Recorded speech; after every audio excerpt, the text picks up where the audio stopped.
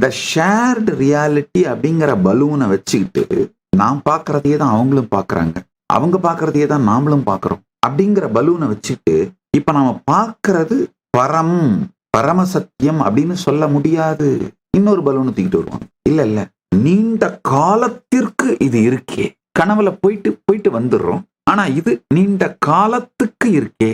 எத்தனை பேர் ஒரு நைட் கனவுல ஒரு 50-60 இயர்ஸ் அனுபவிச்சுதான் கனவு கண்டிருக்கீங்க. அதாவது நீங்க எக்ஸாமினேஷன் எழுதுற மாதிரி கனவு வரும். அதே கனவுலயே கல்யாணம் ஆகி உங்க குழந்தைங்க உங்க பையன்லாம் பெருசாகி உங்க பையனை நீங்க காலேஜில் கொண்டு போய் சேர்க்கறதெல்லாம் கனவுல வரும். இது மொத்தத்தையும் ஒரு 50 வருஷ ஸ்பேன்ல நடந்த நிகழ்வுகளை ஒரு நைட் கனவுல பார்த்துடுறீங்களே.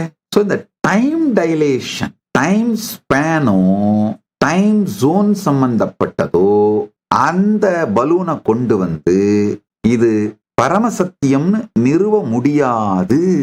அதுலயும் அந்த பலூன்லயும் ஊசி குத்திடலாம், டப்புன்னு வெடிச்சிரும். எப்போதையும் ஒரு கதை சொல்றது ஒரு ஞானி. மேலும் விவரங்களுக்கு ஆஸ்க் நித்யானந்தா.